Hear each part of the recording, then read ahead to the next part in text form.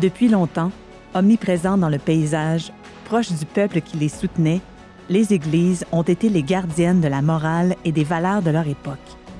Elles étaient un symbole d'identité linguistique, culturelle et religieuse. Avec le temps va, tout s'en va, chante le poète. Que reste-t-il de ces institutions autrefois essentielles à la cohésion d'un peuple? Même si le sacré n'est pas leur priorité, les nouvelles générations respectent le patrimoine religieux.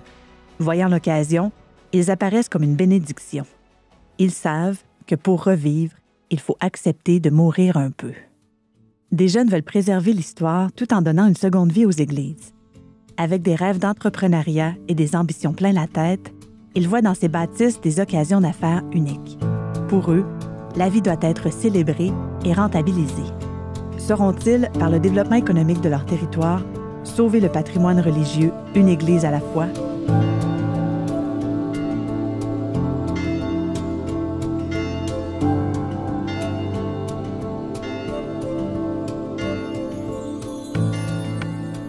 Le clocher ici, il est 100% fonctionnel, là, donc la cloche est toujours là, on est capable de la faire sonner.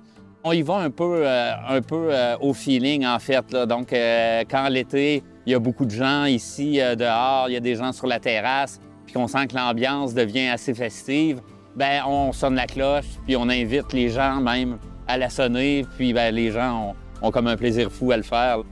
L'exemple ici, c'est que c'est une entreprise commerciale. Hein? Fait que l'entreprise commerciale, personnellement, puis c'est une opinion que j'exprime, bien, je trouve que c'est parfait hein, pour préserver les églises parce que c'est des activités. Les activités qu'on fait ici génèrent des revenus. Ces revenus-là permettent d'entretenir, de maintenir, d'agrandir, puis de garder le patrimoine vivant. Oui, c'est bien les centres communautaires, les bibliothèques, etc., mais c'est des activités qui, à mon sens, j'ai jamais été impliqué dans des activités similaires à ça, mais dans ma tête à moi, ça ne doit pas rapporter beaucoup plus de revenus. Ces organismes-là, ils vont vivre de dons ou de subventions, un peu comme les églises étaient, puis les églises n'arrivaient plus à survivre à cause qu'il y avait justement plus assez de rentabilité, plus assez de dons, plus assez de subventions pour l'entretien. Hein. Donc, puis ça, je pense que ça ne reviendra jamais. Là. On ne pourra jamais obtenir des subventions ou des dons en quantité suffisante pour maintenir ces bâtiments patrimoniaux-là. Donc, il y a vraiment la question de la rentabilité qui est essentielle pour la préservation et restauration. Hein.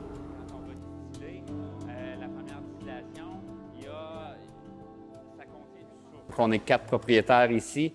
Il y a moi-même, il y a ma collègue Amélie Kim Bouliane, mon autre collègue Geneviève Blais, ainsi que Michael Côté. Donc, on a fondé la Société secrète en 2016 pour ensuite, en 2017, s'installer ici dans l'ancienne église anglicane Saint-James de Cap-d'Espoir.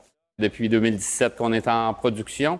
Depuis 2018 qu'on peut accueillir le public ici sur place. Donc, on leur offre des visites guidées de l'endroit ainsi que toute une panoplie de spiritueux artisanaux allant du dry gin, en passant par les liqueurs de gin, les eaux de vie de pomme et différents whiskies qui sont en vieillissement actuellement. Ici, on a vraiment un très fort achalandage l'été. On parle d'autour de 800 personnes par jour. Là. Les gens sont vraiment hyper heureux de voir que cette église-là a été transformée, qu'elle est accessible au public, qu'elle est festive, en fait, par la nature de nos activités. Tout le monde est d'accord pour se dire que si on veut préserver ce patrimoine bâti-là, qui est notre héritage collectif, bien, il faut accepter de le transformer puis d'y trouver des nouveaux usages. Il reste des gens de la communauté anglicane là, dans le secteur de Cap-d'Espoir. Ils sont effectivement beaucoup moins nombreux qu'à l'époque. De là, pourquoi l'Église a été reconvertie, donc n'était plus assez utilisée. Mais c'est très, très drôle de voir ces gens-là venir nous visiter parce qu'on voit dans leur visage tous les souvenirs qu'ils ont du temps où est-ce qu'ils venaient ici, alors que c'était une église. Puis ces gens-là font souvent référence à leurs ancêtres. Ils disent « Ah, grand-père, c'était son église, s'il nous voyait en train de boire du gin ici à l'intérieur. » Puis ces gens-là sont morts de rire, là, en fait. La première église de Cape Cove est construite aux environs de 1840. De 1875 à 1882, une seconde église pouvant contenir 200 personnes est bâtie pour remplacer la première. Le magnifique vitrail de l'église Saint-James est installé en 1904. Devenue inactive en 1995, l'église est menacée de démolition. Un comité se met en place en 2002 pour conserver le bâtiment. Elle sera désacralisée en 2011. Puis, en 2013, la Fondation du patrimoine de Percé fera l'acquisition de l'église et du terrain pour la somme symbolique de 1 $ auprès du diocèse anglican.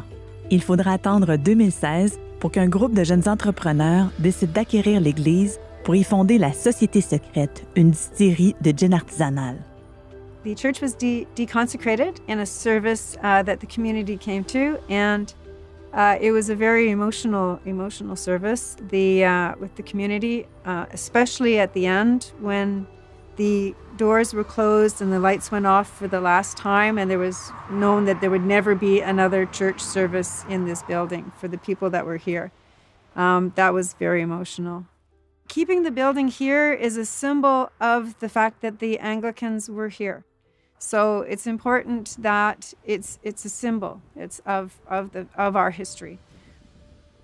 As far as having a distillery being the company that the new vocation, the very comment that happens a lot is that the people in the graveyard would be rolling over in their graves. so that's a supposition that, you know, in times past, of course, it wasn't necessarily seen to be as, with the prohibition and everything, as acceptable as it is today. But today, it's certainly good to have had the building saved, and the distillery they've done a good job. Les Anglicans avaient un sens communautaire très, très développé. Par exemple, on peut le voir, les petites chapelles anglicanes ou protestantes de d'autres confessions, comme les presbytériens, méthodistes, etc., c'était très simple, c'était le plus simple possible. Alors que le catholique, lui, l'Église devait être importante. Ça répondait aussi à la vanité de certains curés. Certains curés voulaient vraiment avoir une église, puis on se promène en Gaspésie, puis on voit ça dans un petit village, une grosse église. Mais des fois, ça dépendait du curé qui, par fierté, disait aux gens, il faut qu'on ait une plus grosse église que le voisin. Au niveau de la liturgie ou du rituel religieux, chez les protestants, on se basait sur la Bible. Puis l'interprétation de chacun pouvait compter. Alors que chez les catholiques, c'était beaucoup plus magistral. Le curé allait dans sa chaire et faisait son sermon. Et les fidèles étaient des fidèles spectateurs. Ils n'étaient pas nécessairement des participants. Comme par exemple, moi je me rappelle bien, je suis de Carleton, alors c'est la plus ancienne église catholique de la Gaspésie. Et dans les années 60, le chant était du chant grégorien. Le prêtre faisait, Monseigneur Roy faisait sa messe en latin. Et puis, il y avait, je me rappelle, les messes de minuit, c'était de l'encens. Dans le fond, c'était de l'apparat, c'était un cérémonial, c'était un spectacle exotique. Et c'est pour ça qu'on aimait ça. C'était, tu sais, moi, l'encens, j'avais jamais... c'était... Puis du chant grégorien, un peu comme de nos jours, on va aimer entendre des chants d'Innu ou qu'on connaît pas la langue parce que ça pique notre curiosité, ça a un côté exotique. Alors, puis il y avait tout le côté cérémonial là, qui était vraiment l'apparat, le prêtre avec ses vêtements, alors que du côté protestant, c'était moins développé. On a trouvé un autre propriétaire qui a une nouvelle vocation pour cette église. Dans notre compréhension, ce n'est plus une église, c'était une église, mais après une rite de déconsécration, nous ne le considérons plus un lieu de culte, c'est maintenant une distillerie avec une bâtisse qui ressemble beaucoup à une église, il faut dire.